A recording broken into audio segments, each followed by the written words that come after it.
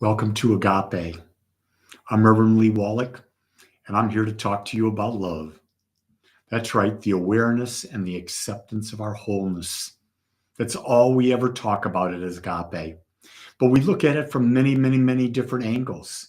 We look at it from the spiritual angle, the human angle, the emotional angle, the mental angle. But most of all, it's the spiritual, because we understand that life is an inside job. And so today is a special day. We're going to be exploring the conscious mind or the subconscious mind. And so today we're just going to have a wonderful time going into the depths of what it means to create our life experience. But before we do that, why don't we get ourselves centered and grounded? So let's just take a few moments and be still. So I invite you to come into a comfortable seated upright position, your back straight, hands gently resting on your lap, eyes closed. Bring all your awareness to your breath, consciously focused, breathing in and breathing out. Breathing in and breathing out. I'm going to ask you to take 3 controlled breaths, breathing in through the nose, holding on the pause, and exhaling through the mouth. Take a deep breath in, hold it, and now release. Take a deep breath in, hold it, and now release. Take a deep breath in, hold it, and now release. Notice your body beginning to relax. With every breath, you relax more, going deeper and deeper into that perfect state of relaxation.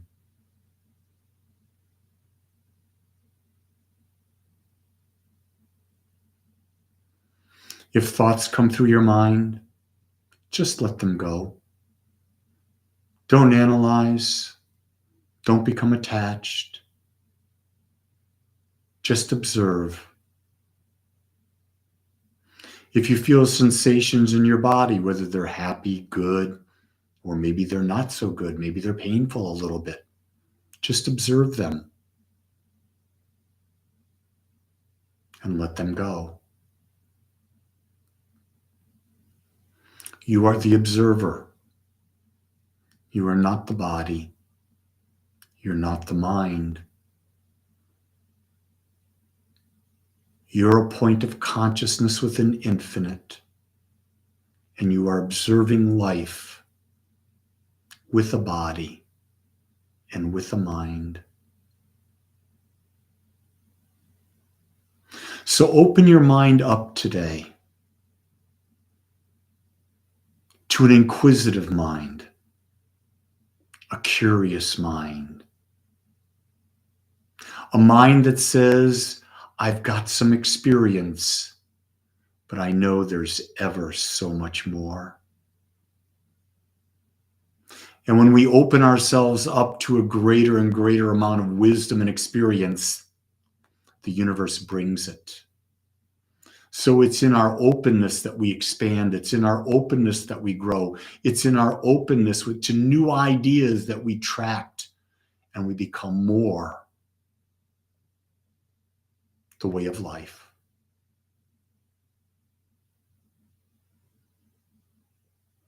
So with our minds open and willing and ready to receive, we start to come back to this body, this mind, this time and this place. And when you're ready, gently begin to move, maybe your fingers, your head from side to side. And now open your eyes and welcome back to this perfect now.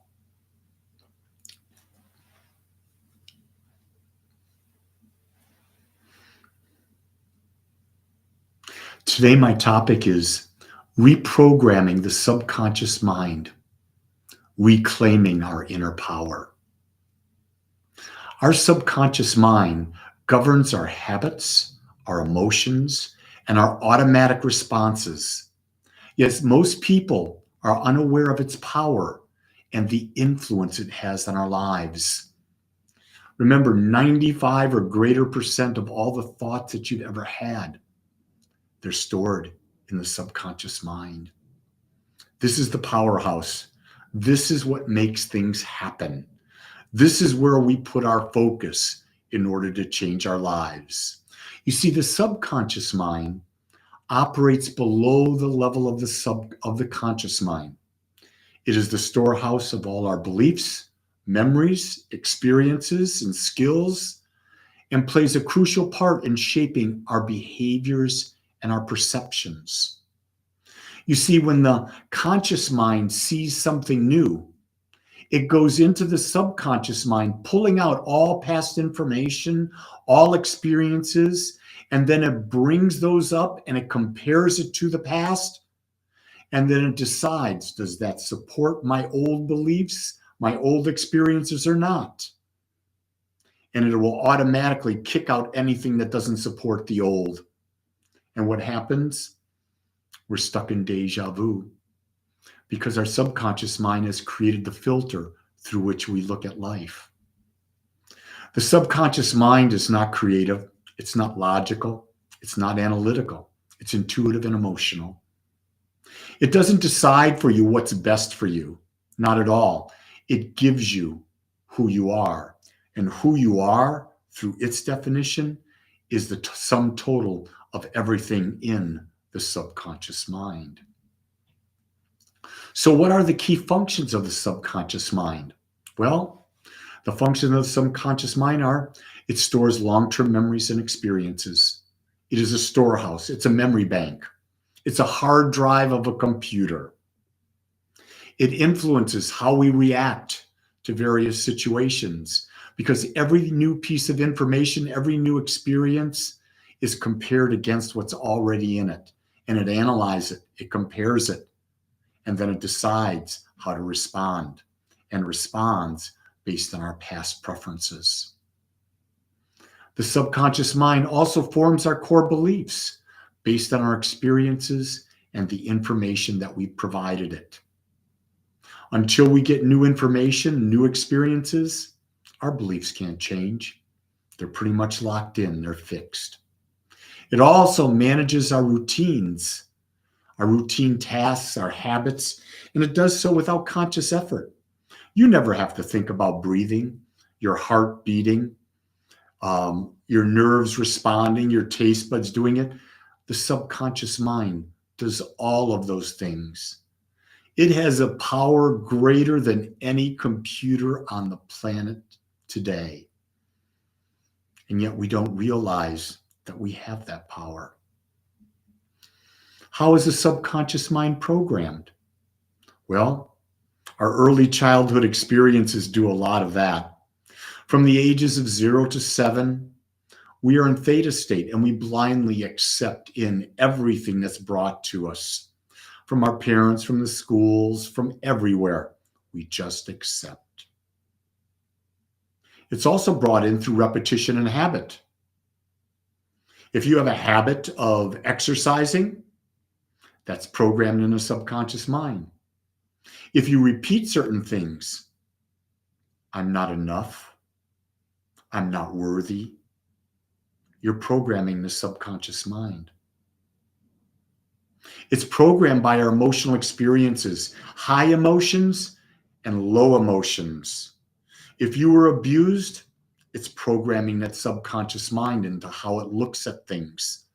For a person, if you were sexually abused as a young person, and let's say it was by a man, you may have a tendency to shy away from men because you've identified that men in your mind, because of how your mind is programmed, are not good for you.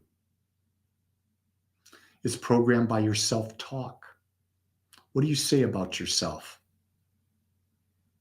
Out loud when you're talking to others, Most importantly, what do you say to yourself? Simply when you look in the mirror. Oh, I'm not enough. Oh my God, I wish I was better looking. I'm ugly. Oh my God, my body. I hate my body. You're programming the subconscious mind. The other way to program it, how we're programmed, is through visualization and imagination. The subconscious mind does not differentiate between real and vividly imagined. So if you're imagining a lot of dark things in your life, the world is coming to an end, I'm poor, I'm going to lose all my money, guess what? You're programming the subconscious mind. So what are methods to program it, to reprogram it? The first is affirmations, positive affirmations. I'm healthy, whole, perfect, and complete. I live in the awareness of my oneness with the infinite. My body and mind live in homeostasis, and I experience perfect health and well-being. Those type of affirmations. But there are negative ones, and we say them all to ourselves all the time. We're not thinking about it. But if you want to reprogram your mind, it's positive affirmations. And it's not just saying them once or one day. It's doing them over and over, persistently and consistently. The same thing goes true for our next method, visualization. What can you imagine and see yourself doing? I imagined at one time I would be a spiritual teacher. I had that imagination at a tender age of 7, watching Father Scanlon speak at Sacred Heart Church in Dearborn, Michigan. I loved the way he talked to the community, and that inspired me. Another way is meditation and mindfulness. Meditation slows the mind down. It takes us out of our habits. And mindfulness is the conscious choosing of our thoughts, the conscious choosing of our emotions, the conscious way we interact with the world. The next method is journaling. Writing down our goals. Journaling and writing and evaluating our positive experiences and our successes. It's much like a gratitude journal. What are you grateful for in your life? What are you grateful for about you? That's a great thing to understand. What do you really like about you? Can you sit down and go on a you rampage? Can you get in front of the mirror, look in your eyes, and tell yourself what you're grateful for? Man, that's a journaling. That's a journaling from God's eye to God's eye, because you're God's eye individualized. The last method I'm going to talk about today is creating a positive environment. That's right. Is your environment one that supports you and your dreams, your visions, your goals, and your highest values? Do you have the right people in your environment that support you, that don't tear you down, don't make fun of you, don't bash you, don't put themselves above you, don't put themselves below you? Your environment has a tremendous impact on your subconscious mind. Isn't it time we took care of what we talk about, what we affirm about ourselves, what we think about, what we mindfully do, and a continual focus on our successes and our positive experiences? You see, this reprogramming process, regardless of which method or combination of methods, requires patience and consistency. There is nothing here that's done quickly. Everything takes time. But the most important thing is, when you start to reprogram your mind, it's really interesting because it's going to take some time. I'm studying hypnosis right now, and that's a method. I don't have it listed, but that's a method to change your subconscious mind. But even in hypnosis, it's faster than most, but it's not going to happen 1 or 2 times. It's 4 5, 6, 7, 8, 9, 12 times. It depends on what you're trying to reprogram. Because what you're doing is you're trying to override the computer program or the software that you've got running in your brain. And it may be a major reboot that you've got to put in, a major software update. A minor software update, that can be faster. But a major software update, that can take more time. Remember, this is an inner journey, and it's personal to you. You're the only one who can choose your journey, and you're the only one who can make it happen. Think about the fact that there's all these people in your life. I know I'm on my own journey. I have a wonderful wife. I have wonderful sons, a granddaughter. I have great friends. It's my journey, though. They can support me while I support them. But then again, I have to decide for myself. They have to decide for themselves. I have to do the work for myself. They have to do the work for themselves. And we can support each other. And when we do, it's a whole lot more fun. I love the journey when I'm having fun with like-minded people. So it comes back to what I've talked about many, many, many times before. Everything begins and ends with you. And I mean everything. Because it's how you perceive life that determines the quality and experience of life. And only you are controlling the lens through which the life you look at. And that lens that you're controlling, it's your subconscious mind. If you want to change your life, this is your journey. And it's a wonderful one.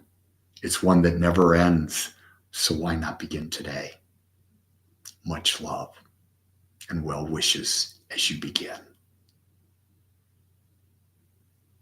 I want to thank you for taking the time to be with me today.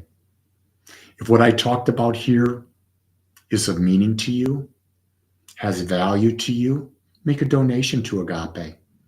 Go to agapespiritualcenter.com, click on the giving tab, and make a donation. It helps us bring this work to more and more and more people. We are a local community here in North Texas, in the Frisco, Texas area, but we have a worldwide presence, and almost everything we do is on the internet. So no matter where you are in the world, you can plug in. You can plug into morning meditations. You can plug into morning talks. There are podcasts. There are gatherings. There are all these classes, workshops. It's all there for you. Why? Because we believe if we can touch one life a day, there's nothing greater. We're changing the world. One life, one mind, and one heart at a time. Let me express my gratitude to be on the journey with you, because if you're watching this and you've gone all the way through, you're on my journey and I'm on yours. And thank you for giving me the greatest gift you could give, your time and your attention. Until next week, or maybe something else during the week, because there's so many things going on. Much love and aloha.